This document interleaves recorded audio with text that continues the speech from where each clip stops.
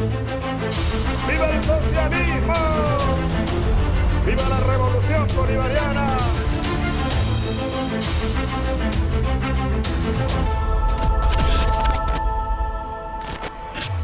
Bueno, y vamos a comenzar el programa de esta semana hablando de México. Todavía resuena el eco de lo que fue la masacre en Oaxaca, donde fueron asesinados varios maestros, y después continuó el tema con la ejecución de un periodista, porque un periodista que precisamente pretendía informar sobre lo que estaba ocurriendo allí en Oaxaca con la represión al magisterio. Y también esta semana se conoció el secuestro y asesinato de un maestro en Guerrero. O sea, la situación es realmente grave porque los maestros están reaccionando frente a una reforma educativa que pretende no solamente recortarles en temas laborales asuntos muy claros, y también llegar a la privatización de la educación. El gobierno sigue empeñado en un diálogo de sordos, en el sentido de que no está dispuesto a ceder en la reforma educativa, y por otro lado los maestros están realmente apoyados por padres, por madres, por vecinos de cada uno de los pueblos, y extienden sus bloqueos y sus cortes de carreteras prácticamente por varios estados de México. Para hablar de todo esto entrevistamos a Mónica Mexicano. Ella es una de las referentes de la Asamblea de Mexicanos y Mexicanas en Argentina, y nos explicó un poco cómo es la situación de los maestros y sobre todo la historia de este conflicto, que es realmente importante porque es un gremio absolutamente combativo y que está enraizado en las mejores experiencias de lucha de lo que fue siempre el pueblo mexicano. Vamos a escuchar a Mónica Mexicano. Bueno, Mónica, contanos cómo nace este conflicto de la CENTE, del magisterio mexicano, maestros, maestras que desde hace años, creo que décadas, que están peleando por cosas muy parecidas a las que pelean ahora, ¿verdad? Ahora es una reforma educativa, pero en los años 70 eran otros problemas similares. Siempre fue un gremio combativo. Entonces me interesa saber un poco cómo se llegó a este momento donde de pronto Oaxaca se convierte otra vez en noticia a través de una masacre. Claro. Bueno, hablar primero un poco de las reformas estructurales, ¿no? Un paquete de reformas estructurales que está impulsando Peña Nieto desde que asumió la presidencia. Estas reformas estructurales lo que intentan es agudizar o darle una última vuelta de tuerca a un proceso de privatización que se viene dando en México desde hace bastantes años. Vamos a encontrar el inicio en aquel 1994, ¿no? Con el Tratado de Libre Comercio, que bueno, de a poco fue implementando políticas, eso de apertura del mercado y de privatización de los sectores que eran públicos. Privatizaron, por ejemplo, el sector de la energía eléctrica, el sector de los energéticos, Pemex, ¿no? Petróleos Mexicanos, Aerolíneas Mexicanas, Teléfonos de México, ¿no? En el tiempo pasado. Parece que esta ofensiva intenta combatir, aniquilar uno de los últimos gremios, que es el de los docentes, ¿no? Agrupados en la Coordinadora Nacional de Trabajadores por la Educación, CENTE, que bueno, como bien comenta, son combativos, ¿no? La reforma educativa tuvo una primera exposición, digamos, un primer avance hace 2 años, cuando se presentó este modelo de evaluación, ¿no? Digamos, entonces no es nuevo que vienen combatiendo los maestros contra esta reforma educativa, ¿no? Viene hace un tiempo atrás. El punto álgido que desató el descontento, ¿no? Es que quieren evaluarlos mediante instrumentos que vienen dictados por organismos internacionales, ¿no? El Fondo Monetario Internacional, la OCDE, ¿no? el Banco Mundial, que bueno, que se han aplicado ya estos instrumentos en otros países y a mediano y largo plazo han, digamos, llevado a un proceso de privatización de la educación. El caso de Chile, ¿no? Y de Colombia son los más conocidos y los más evidentes. Son similares un poco. Son muy similares. Entendemos eso como una especie de plan, ¿no? De receta que se aplica a todo el continente, obviamente con sus especificidades, con sus tiempos políticos en cada país, pero que apuntan a lo mismo, ¿no? A privatizar todos los sectores. ¡Exigimos!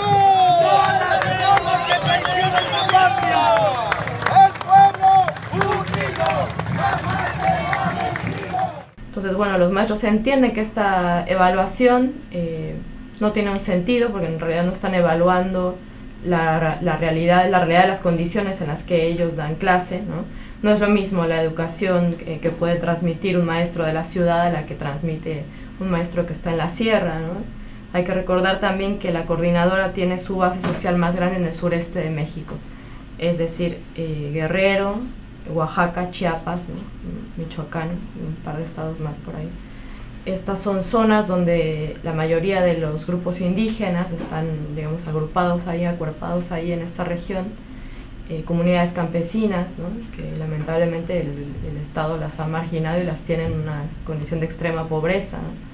Estos maestros como estos son los que le daban clases a los estudiantes normalistas de Ayotzinapa. Claro. Parecido a eso. Sí, las escuelas normales rurales, Ayotzinapa es una de estas, ¿no? Hace décadas había muchas escuelas normales rurales, 80, hoy día quedan menos de 10. Ayotzinapa es una de ellas y una de las más combativas también por una tradición de lucha también propia del estado de Guerrero, ¿no? De la provincia de Guerrero, que es donde se localiza. Pero digamos es uno de los ejemplos, una de las formas en que la educación se da en México, ¿no? Las normales rurales y luego estos maestros que generalmente dan en escuela, ciclo básico, ¿no? En escuela primaria a chicos pequeños, y que ellos han denunciado las condiciones en las que el Estado tiene a las escuelas, ¿no? Son lugares que son peores que chozas, ¿no? Con condiciones adversas, ¿no? Cuando hay situaciones climáticas extremas, los chicos se ven muy afectados, ¿no? O por el extremo calor o por el extremo frío. Además que, como decía, son zonas campesinas, ¿no? Y muy marginadas, y a veces los chicos llegan en un estado de desnutrición severo, ¿no? Y bueno, primero estos maestros han encargado de denunciar estas condiciones en las que los chicos asisten a clase, en las que están en las escuelas, y bueno, diciendo eso, que no van a aceptar una evaluación que en realidad no refleja lo que ellos están enseñando, ¿no? Que más bien esta evaluación sería un pretexto para decir que la educación en México no es de calidad, ¿no? Según esos estándares con los que los están midiendo, y que entonces es necesaria, imperante, la apertura a la inversión privada, ¿no? Y eso a mediano plazo sería un proceso de privatización de la educación en México. Un ejemplo concreto, ¿no? Sería la autonomía de las escuelas. El Estado dice, cada escuela va a ser entonces autónoma. Entonces los padres de familia van a tener que hacerse cargo de la infraestructura del lugar donde dan clases, ¿no? Si no tienen los chicos ni para comer, van en descalzos, ¿no? En condiciones de desnutrición, no habría posibilidad de poner láminas para el techo, ¿no? Un banquito para sentarse. Entonces, bueno, estaríamos también asistiendo a una completa segregación, ¿no? Los chicos no podrían asistir a las escuelas, ya de por sí es muy complicado que vayan, hay todo un esfuerzo de los maestros de ir, a pesar de que tienen salarios muy miserables, ¿no?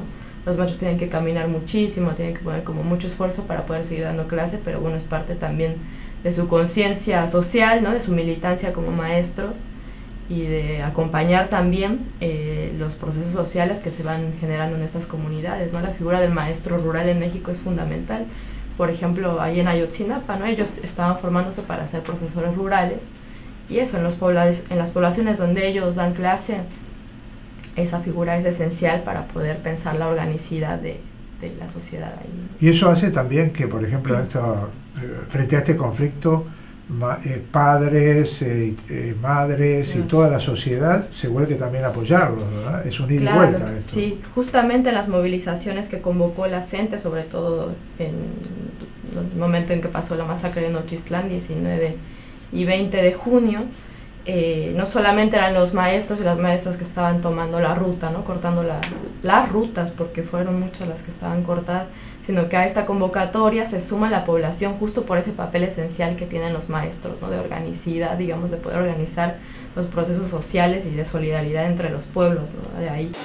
Nos faltan 43 y miles más. Nos falta justicia en este pueblo de México.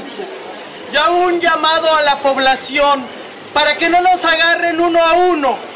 Debemos unirnos, debemos luchar en contra de las reformas estructurales, porque si no, uno a uno nos van a asesinar y nos van a desaparecer. Los maestros de México, aglutinados en la Coordinadora Nacional de Trabajadores de la Educación, con mucha dignidad estamos luchando en defensa de la educación pública y en defensa de nuestros derechos laborales.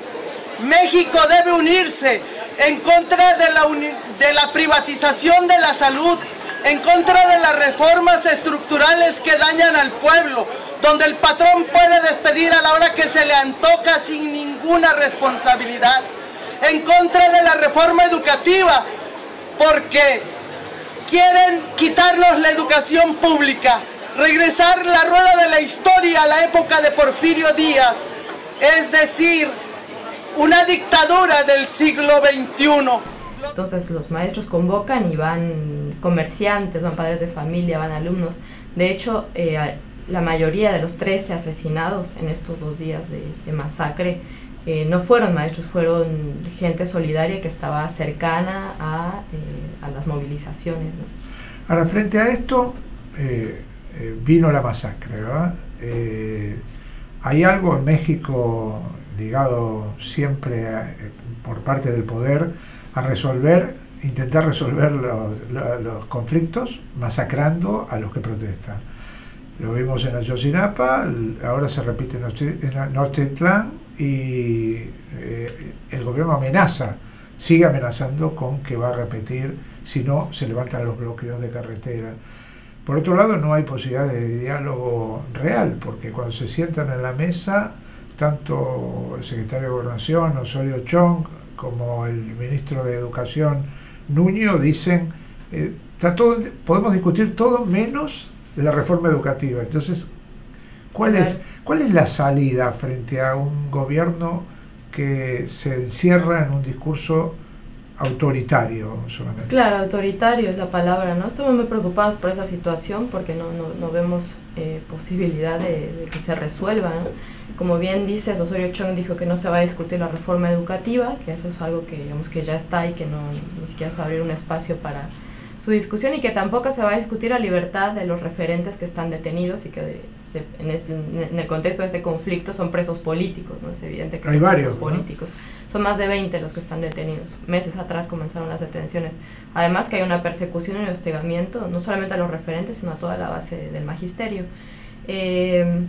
Sí, es muy complicado porque por un lado vemos esta ofensiva política, ¿no? Digamos legaloide, ¿no? Del Estado con las reformas educativas, que son las reformas estructurales, ¿no? Que son reformas muy intensas, ¿no? Que van a modificar todo, no solamente la economía y la política en México, sino también el lazo social, ¿no? Porque a eso apuntan las reformas estructurales, ¿no? Modificar la manera en que se teje el vínculo de relación social entre la gente, ¿no? Entonces, por un lado hacen esto y por otro lado cierran, digamos, la pinza con la represión. Nosotros la llamamos, es una ofensiva integral, ¿no? De un Estado que es neoliberal, ¿no? Que está intentando avanzar a pasos agigantados con los procesos de privatización, y algo importante ahí es que se ha acumulado, digamos, la impunidad en México, ¿no? En los casos, sobre todo Ayotzinapa, que es como el paradigmático, pero todos los demás, digamos, como más pequeños o más locales, hay un 99% de impunidad, ¿no? Por ejemplo, las cifras de desapariciones forzadas, la cifra oficial es de 27,000 personas desaparecidas.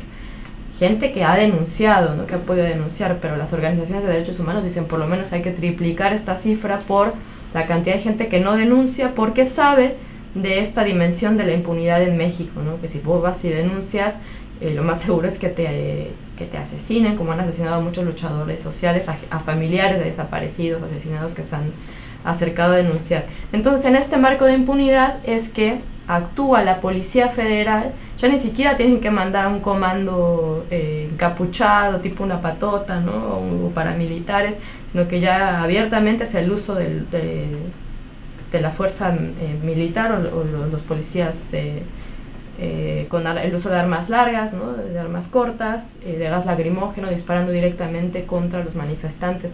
Hay testimonios terribles, ¿no? De algunos de los asesinados que lo mataron, típica ejecución extrajudicial, lo vieron ahí y un policía se acercó y le metió 2 tiros en la cabeza.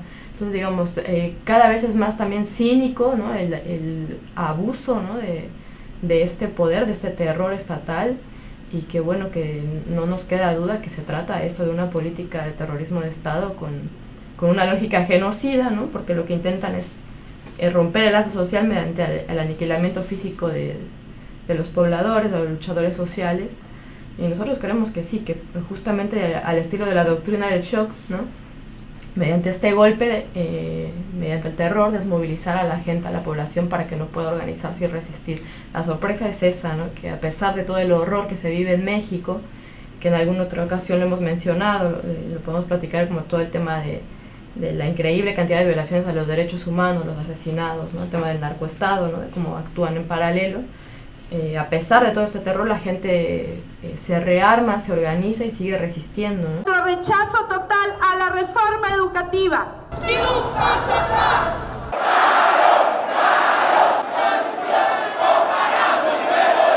¡Ganaremos esta lucha!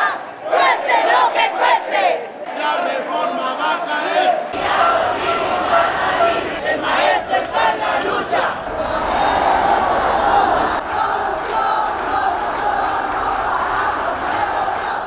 Esta semana ellos anuncian que los bloqueos en las rutas, ¿no? En las carreteras van a continuar. De hecho, todo Chiapas, hoy día Oaxaca, Michoacán, está cerrado, ¿no?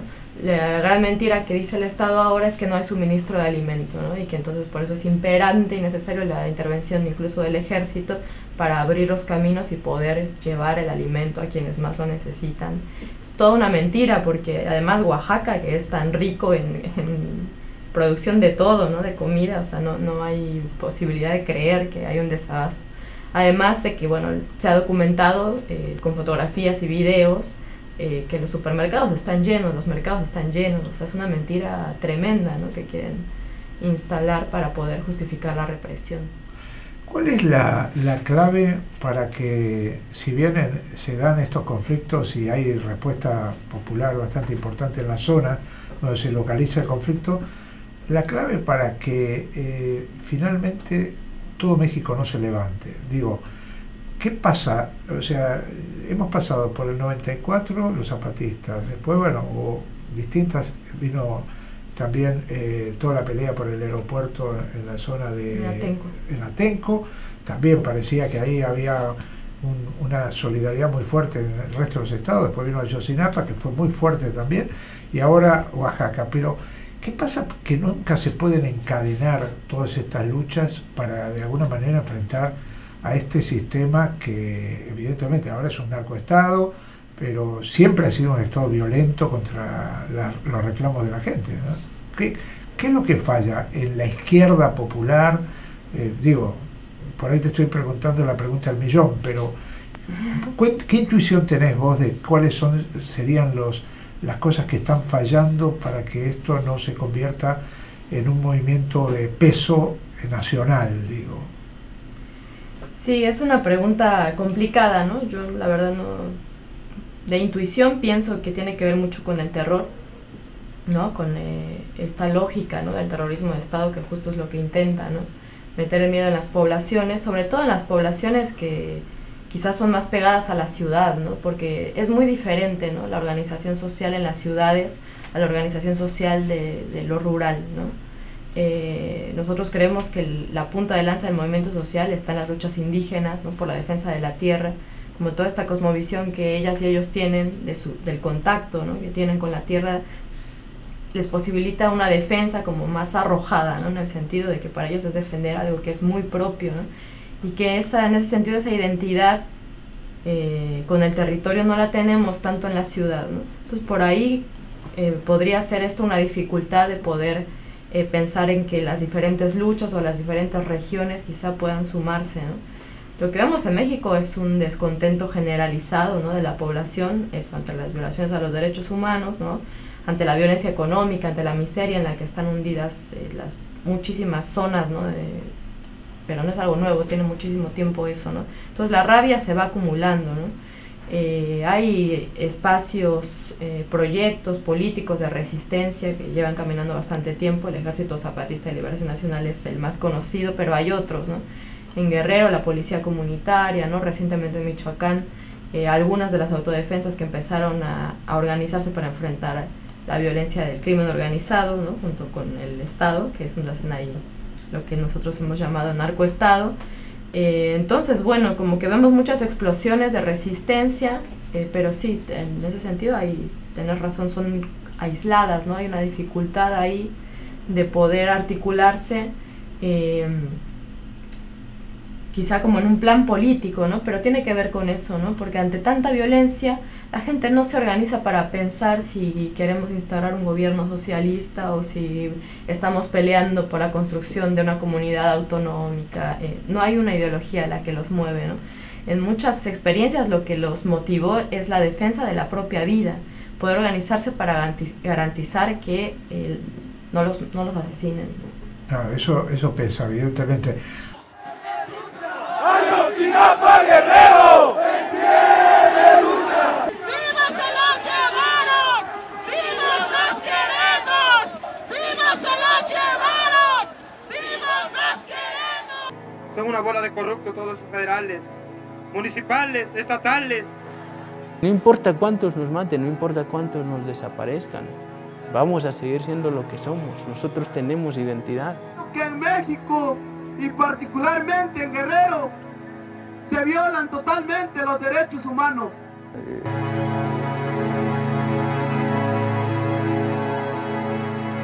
¿Por qué? Porque los asesinan. Si son la esperanza de América Latina. ¿Cómo han encarado ustedes, los de la Asamblea de Mexicanos y Mexicanas en la Argentina, el tema de la solidaridad, en este caso con los maestros y maestras? Bueno, nosotros primero creemos que es necesario que se hable de lo que está pasando en México, que se explique lo mejor posible, porque es muy complicado, ¿no? Cuando decimos las cifras, ¿no?, de asesinados, de desaparecidos, muy difícil de entender cómo en un estado supuestamente democrático haya esta cantidad, ¿no?, esta crisis humanitaria, pero estamos hablando de eso, de una crisis humanitaria en México, ¿no? Con cifras que a veces rebasan los muertos en algunas guerras europeas, ¿no? Entonces, bueno, primero como entender eso, poderlo explicar acá y poder articular una solidaridad entre los pueblos, ¿no? Que la gente de México sepa que acá se está difundiendo eso, que se mandan los saludos, ¿no?, los abrazos solidarios, que eso les reconforta ya también. Y concretamente, bueno, acá poder articular con organizaciones de derechos humanos, con la gran experiencia que se tiene acá en ese tema, con organizaciones sindicales, ¿no?, sobre todo ahora que estamos digamos, trabajando con el tema de la coordinadora, que es el último bastión del sindicalismo en México. Es importante que se pueda dar esta ida y vuelta, ¿no?, de solidaridad. Y bueno, concretamente nos parece que hacer presión en las embajadas, salir a la calle a marchar, difundir, de alguna manera ayuda a intentar detener esta masacre que se vive en México, ¿no? Concretamente con el caso de los 43, pensamos que es la solidaridad internacional la que ayuda a que los padres de familia puedan seguir con vida denunciando, ¿no? Porque hay otros casos que por ahí no fueron tan públicos, donde los denunciantes, que son siempre familiares, fueron asesinados, ¿no?, desaparecidos también. El caso de la semana pasada, antepasada, ante esta cantidad de personas desaparecidas, los familiares se organizaron y salieron a buscar fosas clandestinas, que fue lo que empezó a surgir cuando empezamos a buscar a los 43. Hasta ahora hay más de 300 fosas encontradas con una cantidad de restos humanos que aún no se identifican. Y fueron ejecutadas una pareja, padre y madre de una muchacha desaparecida hace 5 años, que habían tenido una función esencial para poder coordinar a los grupos de familiares. Entonces, bueno, esto, ¿no?, como esto que decía la impunidad, ¿no?, llegó un comando armado, los ejecutó, y bueno, no sé, la solidaridad ayuda a eso, ¿no?, a que esta semana otro maestro también, pero en Ayotzinapa, ¿verdad? Sí. Ejecutado también de una manera atroz, secuestrado, después aparece el cadáver. Sí, supimos esa noticia ayer y bueno, terrible, porque esa es la manera de actuar, ¿no?, del terrorismo de Estado, ¿no?, ejecutar, desmembrar, meter en bolsa, tirar en la calle, ¿no? Y también comentar, ¿no?, haciendo énfasis también en la importancia de los medios libres, sobre todo en México, ¿no?, que el asesinado número 13 fue un compañero que trabajaba en una radio comunitaria indígena cerca del poblado de Nochistlán. Ellos desde la radio cubrieron en vivo todos los 2 días de la represión. Entonces ayudó mucho el trabajo que hicieron por la radio comunitaria para poder decir por dónde estaba entrando la policía, si había heridos, por dónde se podía salir. Esos lugares, digamos, de resistencia, ¿no?, las radios son esenciales, ¿no? El compañero la semana pasada recibió una llamada donde le decían que iban a entrar, que una estilo Patote iba a entrar a la radio para desmantelarla. Él acude queriendo salvaguardar su espacio de trabajo, ¿no? Su espacio político, y es llevado por una patrulla. A las horas es encontrado muy golpeado, le arrancaron el cuero cabelludo, ¿no?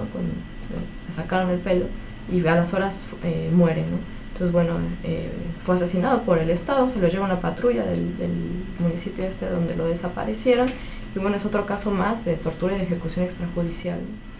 En este marco, y con esto terminamos, los medios mexicanos. Todos los medios hegemónicos son realmente contrarios a los movimientos populares, pero los medios mexicanos creo que van a la cabeza, sí, ¿verdad?, de América Latina en ese sentido, ¿no?